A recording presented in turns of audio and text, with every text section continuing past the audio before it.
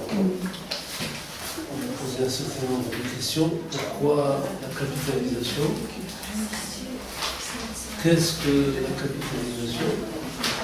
Le moment de la capitalisation et les acteurs de la capitalisation.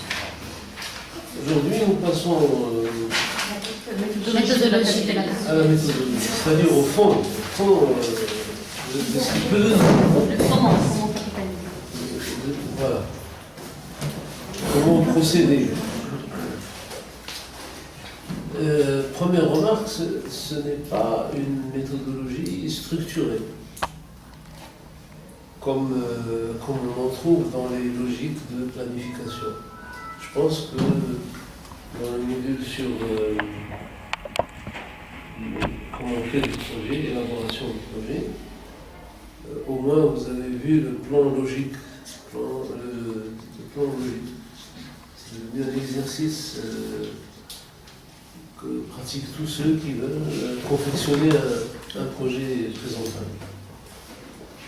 Et ce n'est pas le cas ici. Nous ne sommes pas dans cette logique-là. Mais dans le même temps, il y a une méthode. Il y a quand même une méthode. Ce n'est pas une méthode structurée, mais il y a une méthode.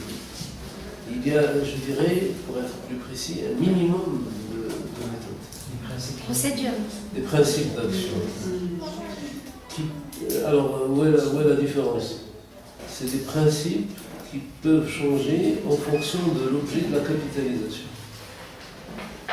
Mais il y a quand même des éléments communs qui constituent ce que je vous présente maintenant comme méthodologie de capitalisation.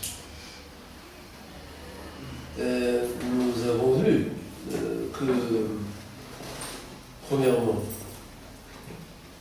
est crucial le moment de la capitalisation. À quel moment on capitalise?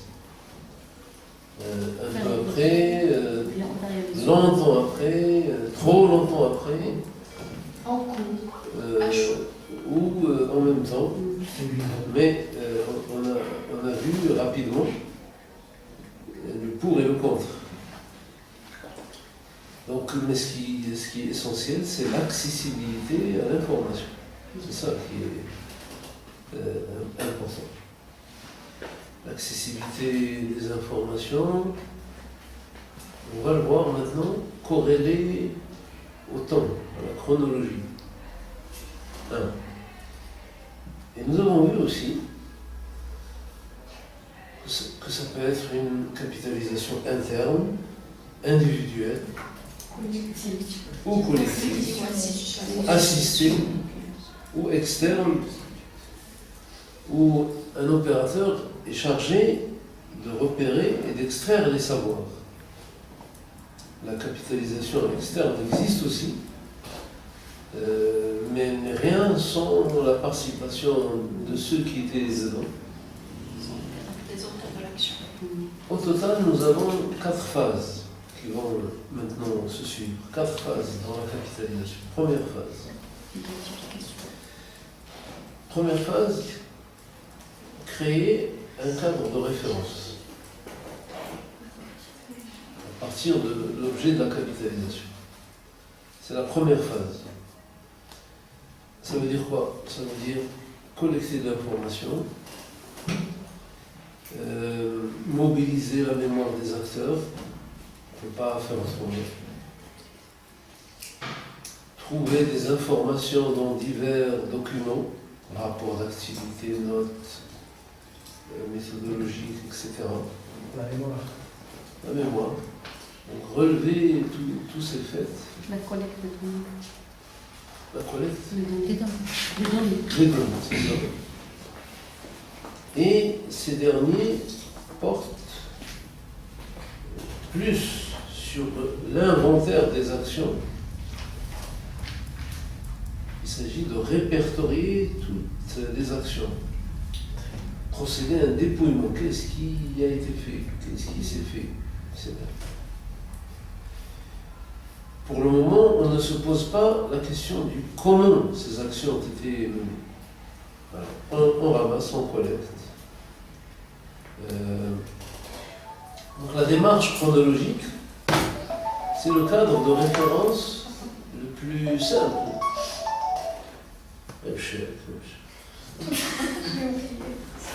C'est le cadre de référence le plus simple pour mobiliser la mémoire individuelle ou collective. Donc la succession des faits, les repères dans le temps, et puis en même temps, on identifie les acteurs impliqués. C'est lié. Et les résultats atteints. Voilà, succession de faits, repérés dans le temps, les éléments pertinents d'action, qui a participé, qui était dedans, qui était impliqué, les résultats atteints. Comme si on procédait à une chronologie descriptive. Ça se passe comme si on faisait de la description des faits tels qu'on se les représente comme s'étant succédé.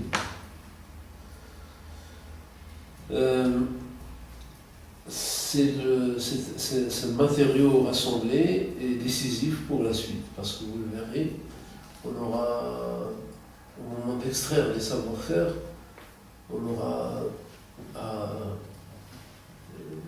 dégager ce qu'on appelle les points d'inflexion. Les points d'inflexion, les tournants. On était bloqué à certains moments, et puis à un autre moment, ça s'accélère, ça bouge, La référence chronologique ne peut pas être établie directement. Dans beaucoup de cas, l'expérience d'une coopérative, d'une association qui s'attaque à un thème majeur, on est obligé d'interroger tout le monde. Ça peut se passer en focus group, ça peut se passer individuellement, ça peut se passer dans des réunions informelles. La référence chronologique ne peut pas être établie directement. Alors, on interroge tout le monde. En fait, il y a deux façons de procéder. Soit on demande à chaque acteur de reconstituer l'action individuellement, de donner sa propre chronologie, lui comment il voit les faits, la succession des faits.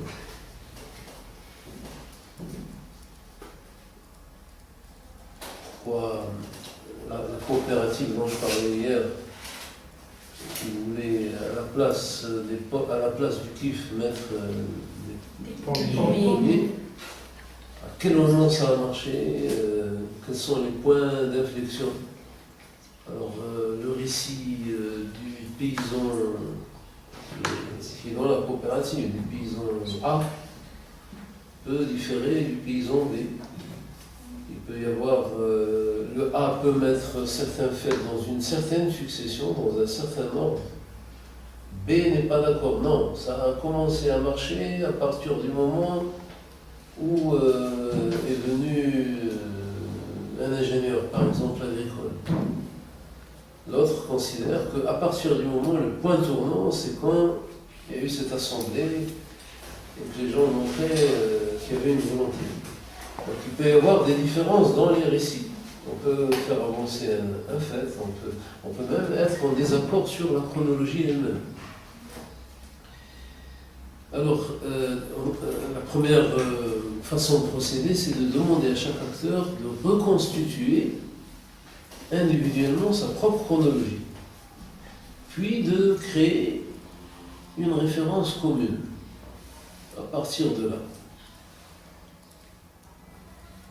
Une référence commune au groupe dont il fait partie à partir des travaux de chacun.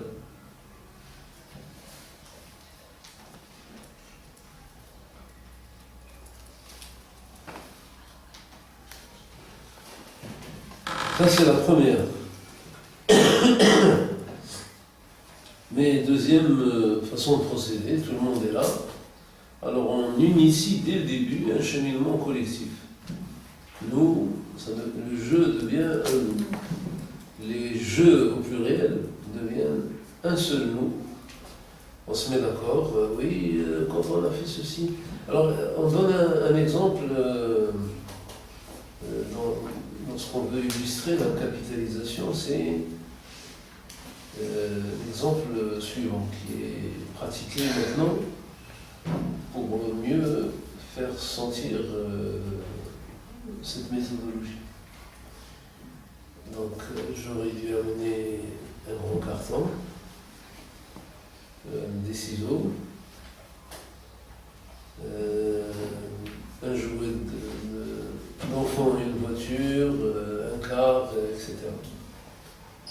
Nous sommes dans la situation suivante. L'ONU, donc à partir de New York, a décrété l'état d'urgence dans telle zone géographique. Il va y avoir des troubles climatiques, il va y avoir une catastrophe est annoncée à l'avance, des inondations. Alors, on demande aux gens, donc nous pouvons être 8, construisez, il y a le chef du village, il y a l'agronome, il y a l'élu, le principal élu, les services qu'on peut trouver.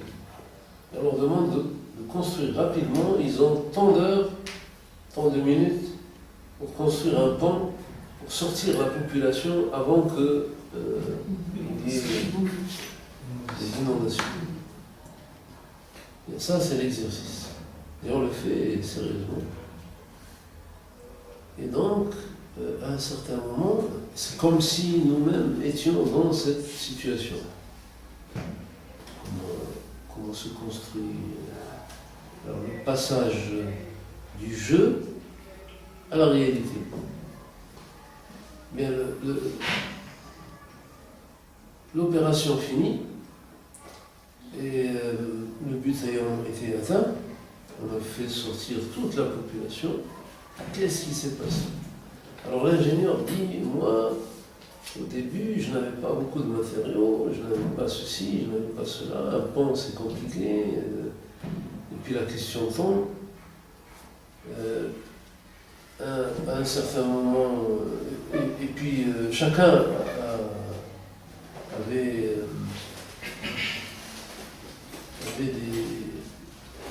des interrogations, des doutes, des hésitations. Puis à un certain moment, tout le monde s'est mis d'accord et l'opération a été achevée dans les meilleures conditions. Qu'est-ce qui s'est passé, à quel moment, etc. Alors on demande à chacun de reconstituer les faits. Voilà. Les 8 acteurs, 9 ou 12, les 12 acteurs, chacun considère que c'est à partir du moment où on a trouvé un matériau, un minimum de matériaux, que c'est devenu possible. Un autre considère que le point tournant, c'était pas ça, c'est lorsque l'élu, le président du village, le président de la commune, a pu mobiliser la population. Les choses sont devenues tout d'un coup plus faciles lorsqu'il a mobilisé la population. Etc. Chacun fait le récit, mais le récit devient commun. Là, nous sommes dans une situation, puisque tout le monde était là, en train de décider de la chose et de devoir la réaliser. C'est la deuxième, une collecte des histoires de vie. une collecte des histoires de vie.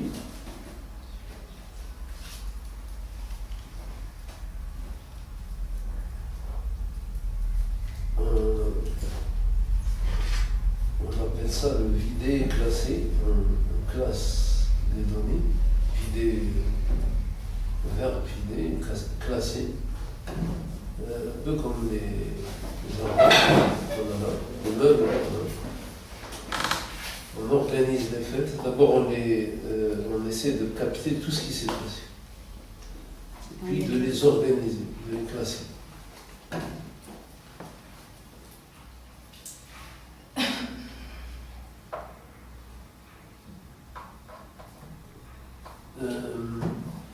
Vous verrez par la suite, Porto a l'expérience du budget participatif. Et voir certains participants vont dire que pour eux, ça a duré le temps de leur mandat parce qu'ils sont des élus. Et pour d'autres, dans la population, pour eux, ça a duré des années, pas uniquement le temps du mandat. Donc il y a des différences dans les récits, lui. Et celui qui doit procéder à la capitalisation doit savoir d'abord ramasser tous les faits et les classer. La démarche chronologique est un peu superflue lorsqu'il s'agit d'une capitalisation in vivo. Au moment où on fait, on capitalise. On essaie de capitaliser au sens de extraire des savoirs. La distance, à ce moment-là, la distance avec l'objet de la capitalisation est faible. Donc, qu'est-ce que nous avons fait ici? Nous avons mis au premier plan le récit chronologique. Voilà comment les choses se sont passées. Par exemple, si vous êtes dans une association, vous avez réalisé quelque chose, vous considérez que l'association elle-même est une action. La création d'action. Alors vous allez dire, premier fait, fondation de l'association, peut-être même avant, mobilisation pour fonder l'association, rédaction des statuts, assemblée générale, élection, première programmation, etc. Vous avez des dates. Avril, mai, juin, juillet, on organise une action, août, etc. L'ordre chronologique. Donc l'ordre chronologique, c'est ça. Pour n'importe quel... si j'avais par exemple à parler soit du master de développement social, je pourrais commencer par quels sont les faits principaux. Il y en a. Du CERS, de n'importe quelle action. Donc, qu'est-ce que vous pouvez capitaliser chez MAP? Sur quoi vous pouvez capitaliser? Sur le cursus de MDS, les 2 ans du master par exemple. Ce qu'on a fait, les expériences qu'on a fait, les études sur le terrain. L'autorisation. De toute façon, moi j'avais prévu la question tout à l'heure de vous poser, est-ce qu'il s'agit d'un travail de capitalisation ou d'évaluation? Ah, ça pourrait être les deux, à la fois. Donc, la première chose que je fais, c'est celle-là. Par exemple, on a fait de l'observation des élections à 3 reprises. Comment on a procédé? Bien, comment l'idée est venue de faire de l'observation des élections? À un moment, c'était interdit. 2, pourquoi on l'a fait? Pourquoi finalement les autorités ont laissé faire tout le monde, pas uniquement? 3, quels moyens on avait? Alors que les financements de ce type par les bailleurs de fonds internationaux étaient très disponibles. 4, etc. Vous avez une série de dates, une succession des actions. un parti politique, un syndicat, une grève. Tiens, nous avons fait une grève. Pourquoi on a fait grève? Date. Pourquoi, comment on a fait grève? Comment on en est venu là? Donc les faits qu'on peut recenser. Et alors, comment on a réagi? Une première réunion informelle entre copains, entre amis, puis constitution d'une assemblée générale, prise de décision, qu'est-ce qu'on a fait au cours de la grève, etc. Voilà. Une action d'alphabétisation. Une action d'alphabétisation ponctuelle peut faire l'objet d'une capitalisation. Le village X a tant d'analphabètes, voici les catégories sociales, femmes, hommes, plein emploi, semi-emploi, chômeurs, etc. Donc peut-être qu'on s'est intéressé au phénomène, on l'a étudié. Et ça, c'est plusieurs dates. Un soir, X, qui est très actif sur ces questions-là, est venu voir Y. C'est une date, ça c'est une date. Tous ces faits-là constituent le matériau sur lequel on va se baser. On va se baser. Et donc, j'ai dit qu'il y avait deux modes. Soit on laisse les participants à une action parler chacun de faire le récit de ce qu'il a vécu, soit on le fait en groupe. Non, en juin, ça ne s'est pas passé comme ça. D'ailleurs, c'est pas en juin, c'est en juillet ou en avril. Vous voyez? Mais on construit finalement un cadre de référence collective. La démarche, le cadre de référence va se résumer à l'identification des points d'inflexion. C'est une expression stratégique dans ce que nous faisons. Les points d'inflexion.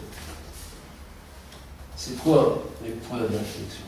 C'est les événements qui ont participé de manière sensible à l'obtention des résultats. C'est ce qui a fait qu'à un certain moment, ça s'est accéléré. Et c'est allé dans le sens de la réalisation de résultats. La présence d'une banque de données indispensable. La gestion des données. Ah oui, c'est ça le récit chronologique. C'est les données. Chacun comment il a pu. C'est pas une étude. C'est pas une étude. C'est ce qu'on a vécu. Comment on a construit le pont. Comment on a fait de l'observation, comment on a fait un budget participatif, etc. Ce n'est pas une étude où je peux accéder à la bibliothèque, aux ouvrages, etc. Donc, les points d'inflexion me permettent, nous renvoient aux événements qui ont participé sensiblement à l'obtention des résultats. Et donc ça rend, je le disais, ça rend la capitalisation in vivo plus difficile à effectuer. Mais quand ce n'est pas in vivo, quand l'action est terminée, il est possible de distinguer de manière claire les différentes étapes. Et parfois on oublie qui a fait quoi. On oublie qui a fait quoi. Et aussi, certaines informations nous échappent. échappent. C'est ce qu'on avait appelé hier l'altération. L'évaporation. L'évaporation. Alors, deuxième, ça c'est le premier point, construire le cadre de référence. Et nous venons de voir les difficultés. Les deux façons de procéder, mais aussi les difficultés liées principalement à cette histoire de in vivo et la capitalisation mise en œuvre après la fin de l'action. A posteriori. Le deuxième point concerne le repérage des points d'inflexion. On va chercher les points d'inflexion. Identification. Dans cette historique que nous avons reconstituée, nous allons chercher les événements marquants, les tournants, les changements significatifs. Les points forts. C'est ça, on peut les appeler de diverses manières. Les moments forts, ce que l'on considère comme dans l'action menée, les faits internes ou externes, qui ont influencé structurellement l'action. Donc c'est un deuxième niveau de recherche. Dans le premier niveau, nous cherchions principalement le cadre, les faits, tous les faits auxquels on peut, avec les deux modes. Donc, en revisitant l'action collectivement, on identifie les sauts qualitatifs, les périodes où l'activité a avancé de manière exponentielle. C'est accéléré.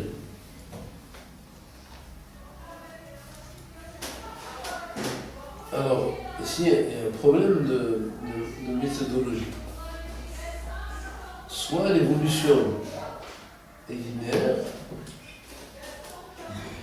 toute évolution, soit on la considère comme linéaire, il y a A, B, etc.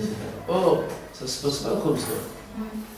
Il y a des va-et-vient, il y a des hauts et des bas, il y a des oscillations. Des courbes. Et donc,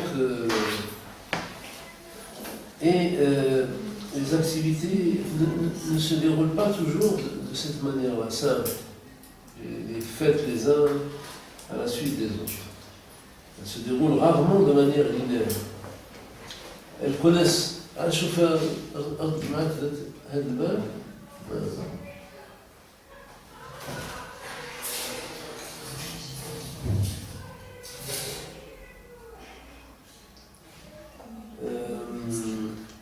les activités donc se déroulent rarement de manière linéaire.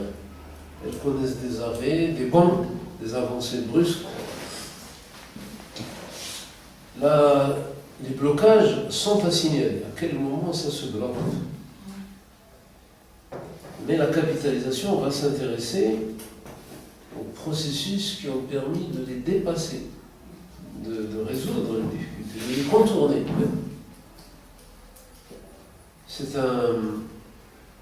Les sauts sont pertinents, ils nous intéressent, pertinent ça veut dire qu'ils nous intéressent dans notre action de capitalisation lorsque ils ont comme effet de booster, comme on dit, de booster l'action, comme des boosters de l'action, des impulseurs de l'action.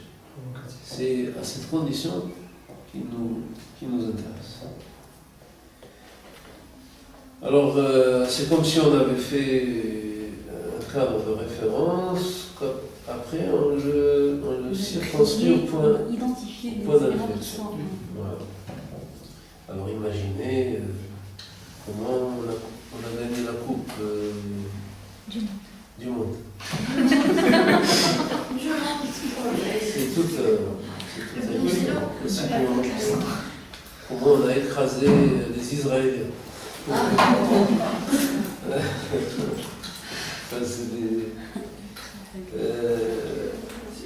Comment on a réussi telle ou telle action. Alors le récit, puis les points d'inflexion. Deuxièmement, point d'inflexion. Mais il y a quand même un risque. C'est que lorsqu'on a fait l'historique exhaustive, lorsqu'on a reconstitué toute une action,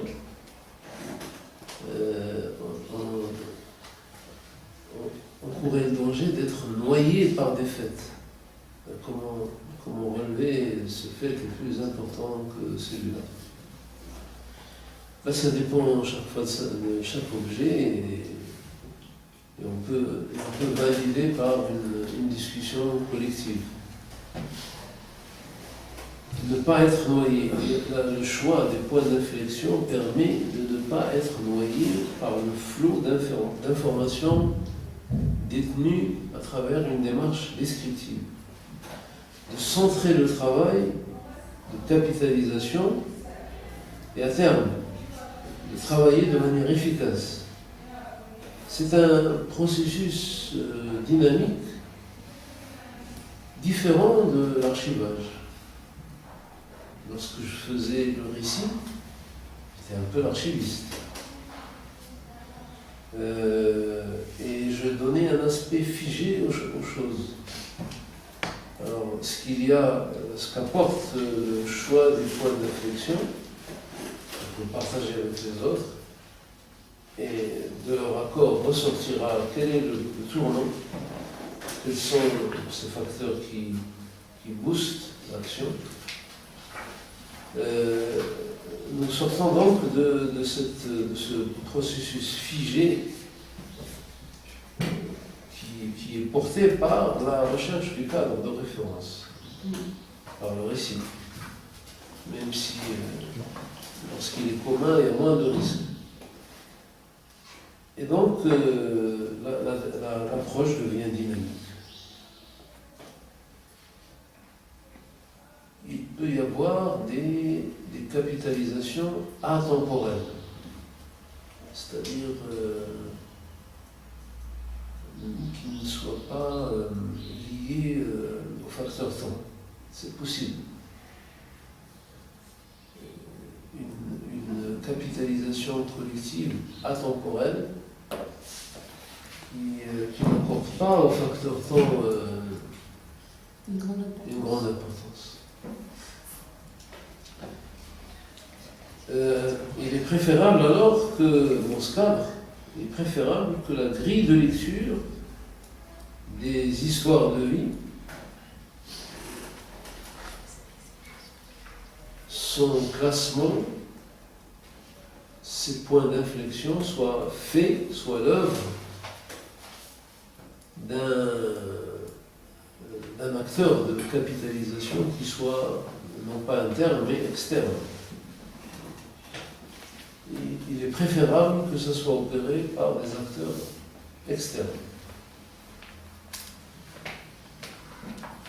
Lorsque l'œuvre du temps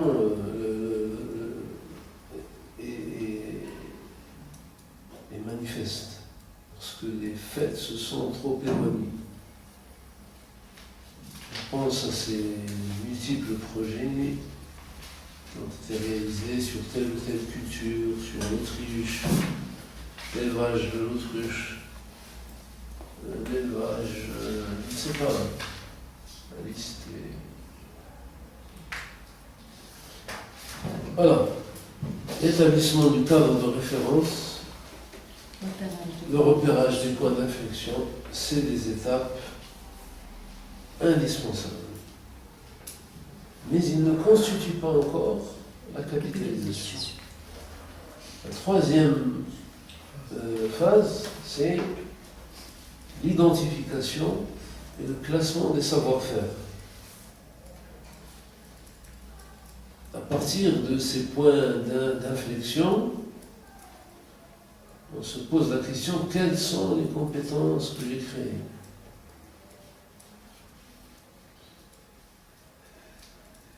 Qui me sont propres, qui sont intéressantes à conserver. Parce que c'est le cœur de la capitalisation. Extraire les savoir-faire et les rendre partageables. comment avons-nous obtenu, dans le cas du PAN, le consensus de la population? Elle a accepté, donc il était primordial qu'elle joue le jeu.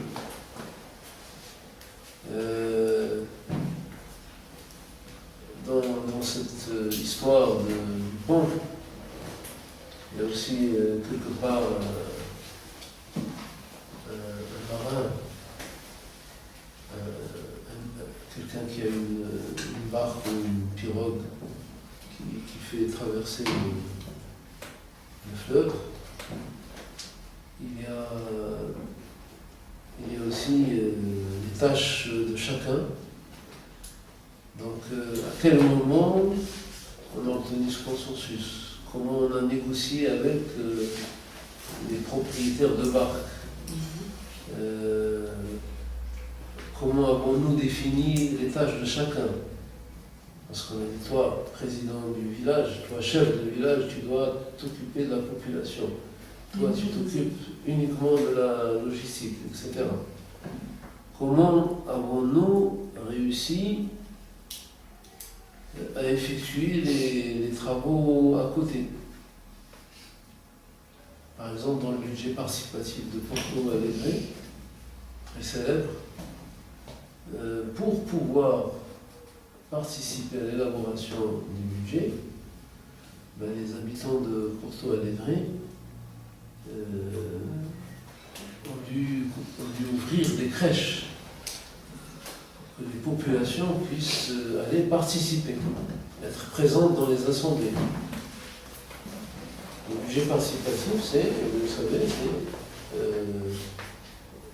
c'est la confection du budget par la population, pas uniquement par les techniciens des finances.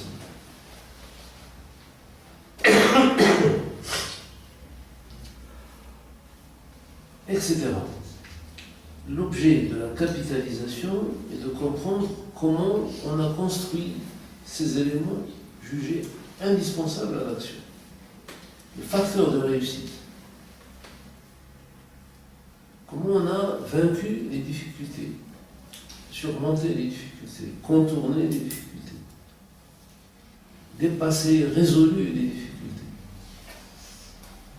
s'intéresser au comment.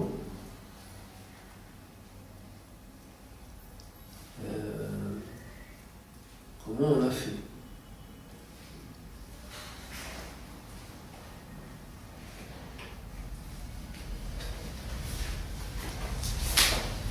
Ce qui est différent de faire un inventaire des conditions préalables à une action. Voilà la différence avec les recommandations et les conseils. Si vous voulez que ça marche, dans l'histoire que je vous ai racontée, du grand cataclysme à la suite avant lequel la population devait d'urgence être orientée vers d'autres lieux. Là, on peut dire, on peut penser la chose comme suit. L'accord préalable de la population. Deuxième condition, l'existence de moyens. Troisième condition, une définition précise des tâches. Quatrième, etc. On n'est pas dans cette logique-là, on est dans une autre logique. On n'est pas dans un répertoire de justification. C'est vraiment le comment qui nous interpelle. Comment on a obtenu le résultat qu'on a obtenu. Et c'est ça l'élément essentiel. Donc ce n'est pas une liste de justification. La capitalisation va s'attacher à la manière de faire pour obtenir un consensus avec la population et non pas poser dès le départ ce consensus comme préalable à l'action. C'est pas ça. C'est que dans les faits, dans la logique des faits, on a pensé que la population devait assumer ses responsabilités. Alors, on n'est pas dans la posture du théoricien, sans participation, on peut rien réaliser, etc. Ces changements, ces boosters, sont la manifestation de compétences, de savoir-faire. Les changements qui ont eu lieu nous signalent, c'est des indices qui nous signalent l'existence de compétences et de savoir. L'enjeu est de repérer ces enjeux et ces savoirs. De repérer les savoirs, repérer les savoirs transposables, les savoirs transformables, les savoirs endogènes, propres à ces villageois, pas à d'autres. Différents de ceux connus par d'autres. Adaptables, oui, terme adaptable. Différents de ceux connus par d'autres. Alors cet exemple du pont, je l'ai fait faire par des ateliers. Vous voyez, on a pris le temps. Ça prend 3 heures. Nous n'avons pas 3 heures. Et je l'ai fait dans des conditions différentes et dans des pays aussi différents. En Afrique, en Europe. Et vous avez les ponts qui tous diffèrent les uns des autres. Et les points d'inflexion. Alors on construit le pont en carton, on construit un pont en carton, c'est-à-dire un faux pont, mais on se met dans J'imagine. Et au tableau, on dégage les points d'inflexion. Donc on laisse les acteurs. Toi, tu seras le chef. Toi, tu seras l'ingénieur. Toi, tu seras... etc. On laisse les gens travailler. Moi, comme observateur externe, je me mets à la marge et je les observe. À quel moment ça marche? Et nous avons, comme par magie, les gens se prennent vraiment dans le jeu. Les gens, ils agissent comme les acteurs réels. Donc ça nous donne un exemple, un outil pédagogique, c'est ce qu'on appelle un outil pédagogique, qui permet de présenter, de mieux faire comprendre l'idée de capitalisation. Alors à la fin, quand ils ont terminé, parce qu'on leur donne un laps de temps, dans 1h30, on arrête. Et dans l'heure et demie restante, on fait le récit, on dégage les points d'inflexion, et à partir des points d'inflexion, qu'est-ce qu'on a appris dans le temps? Le chef du village, c'est une question de vie ou de mort, est obligé de se trouver un rôle, de jouer son rôle, et ainsi de suite pour les autres. Donc, pour cheminer dans cette voie, ces savoirs doivent être classés sur la base de 4 critères. 1. Dans un premier temps, il s'agit de différencier ce qui est spécifique de ce qui est transposable. Dans ce qu'ils ont fait, alors peut-être qu'il y avait le sorcier avec nous, dans notre groupe, ils pensent que les amulettes, certaines pratiques de magie sont importantes dans le succès. Ou le frère du doigt se met à prier Dieu, et il pensera que ça a été peut-être un élément important. C'est alors qu'à ce moment-là, une fois qu'on a fait la prière collective, que les choses ont commencé à prendre. Ça, c'est peut-être spécifique. Et qu'est-ce qui est. Oui, c'est ça, la dimension spirituelle, la dimension religieuse. Et la sorcellerie, c'est spirituel. Non, c'est la superstition. Oui. Ça, c'est notre avis. Ça peut être dispositif.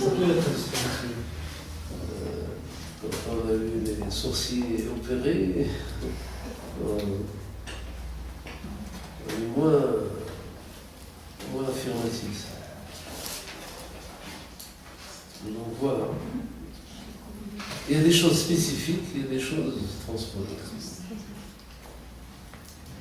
Les savoirs spécifiques sont ceux qui sont utilisables uniquement dans certaines circonstances.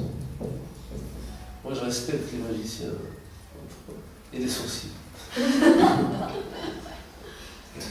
qui ne sont Mais il y a utilisables. des arnaqueurs quand même. Voilà. Il y Les- a de l'arnaque là. Ah, Les charlatans.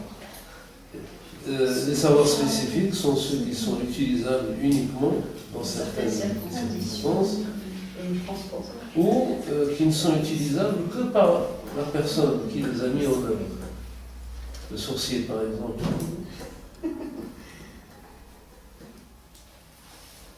Il y a des choses spécifiques, il y a des choses transposables. C'est ça le plus important.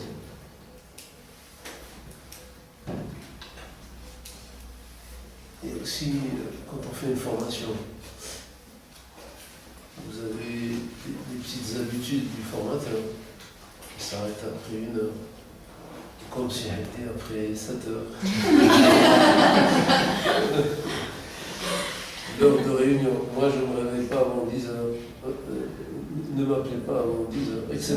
Des choses, l'heure de réunion, les salutations d'usage, les politesses, etc. Il y a des choses qui sont attachées à une personne. Si cette personne n'est pas là, c'est spécifique. Les hic de... Ça fait partie de la personnalité. De l'individu. Les savoirs transposables sont ceux qui sont fondamentaux. C'est eux que nous voulons.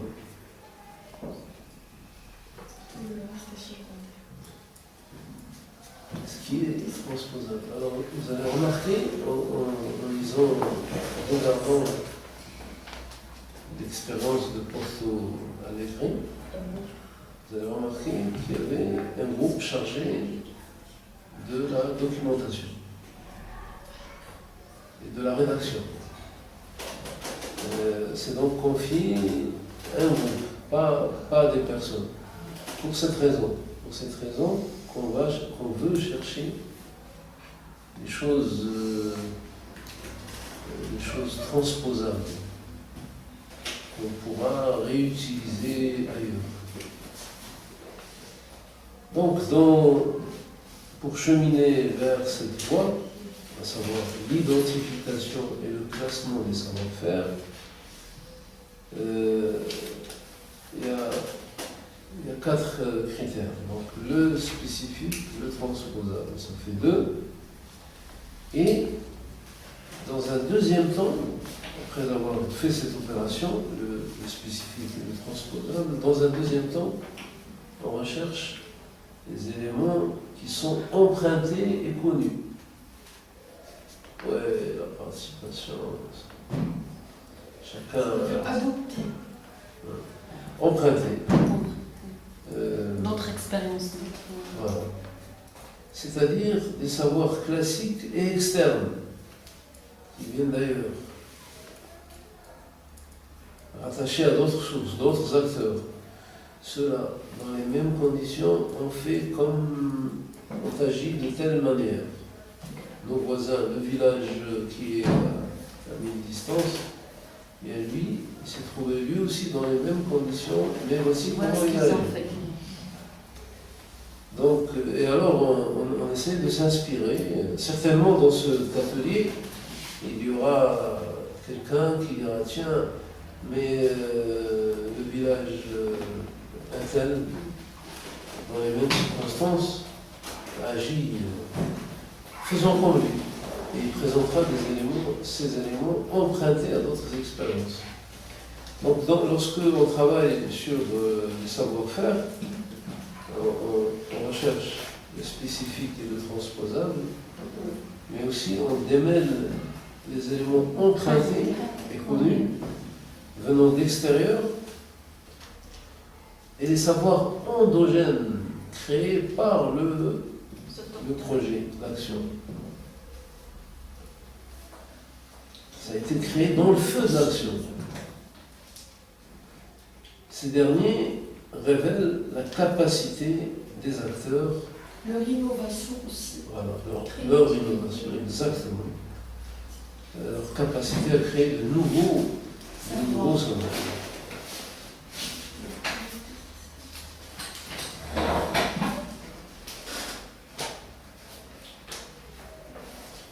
Et on ne peut pas faire autrement. S'intéresser aux autres pour voir ce qui a été emprunté par rapport au savoir endogène. Donc, emprunté, endogène, spécifique, transposable. Voilà les 4 critères.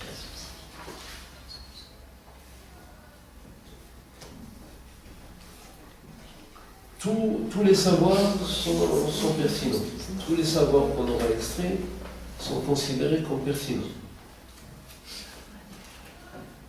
Néanmoins, dans une démarche de capitalisation,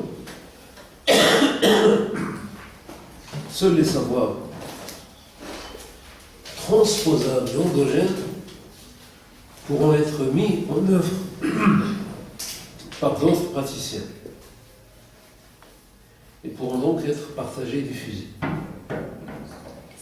Oui, tout est utile, hein, tout est utile, mais c'est le transposable et l'endogène. Donc l'enjeu, encore une fois,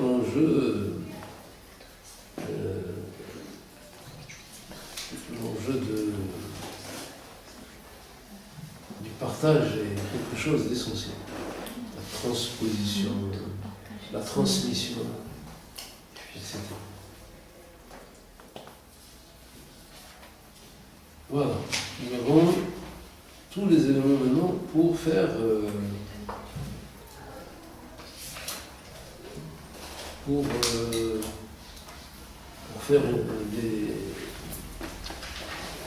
de la capitalisation sur le sujet de votre choix.